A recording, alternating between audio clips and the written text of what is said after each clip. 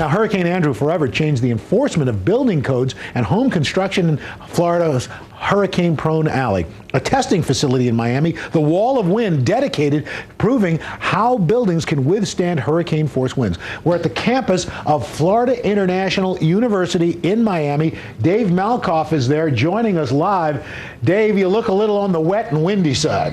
This is an $8 million project for Florida International University. What they're doing is taking all of these engines back here. There's about a dozen giant turbines that all put out 700 horsepower each. Look at the force of that wind and rain coming at these two homes.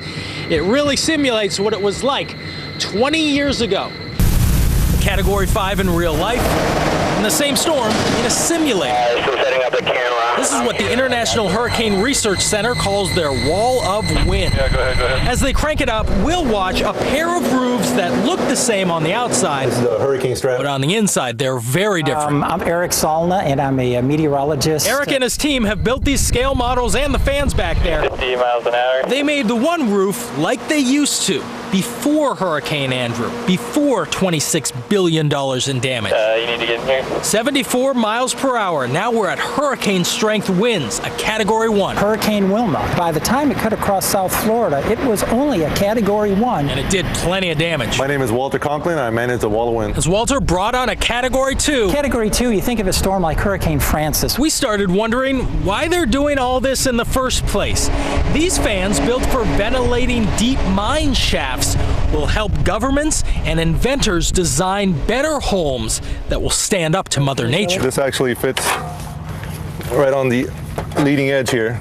And this will go along the whole roof. Technology here? The experimental, patent pending. You see, in theory, a roof with this thing attached won't come off until a Cat 2 or 3. Piece of metal. Just a piece of metal, but it helps reduce the wind. Category 3, like a Hurricane Ivan. Windows will blow out.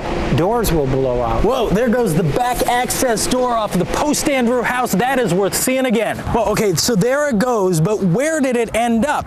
We found it cracked in two pieces here, way back here, 40 yards away, halfway to that tree line. Yeah, the pre-Andrew side is coming apart. Things have improved since Hurricane Andrew, That's because the building codes have changed. but there's still maybe 60-70% stock of homes that were still built pre-Andrew in the whole East Coast. Category 4 now. Like a Hurricane Charlie in Southwest Florida. Finally, the monster, Category 5.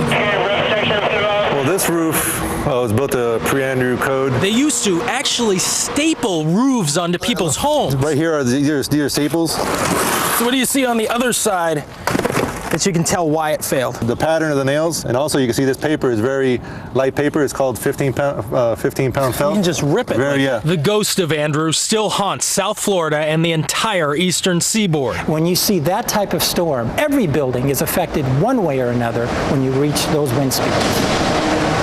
And they knock them down and stack them back up over and over again. They're not just testing building materials here, but outreach programs have been to this facility. They are testing temporary shelters that they can put up when people are left homeless because of hurricanes and earthquakes and natural disasters like that. They want to make sure that those temporary facilities can stand up in these winds.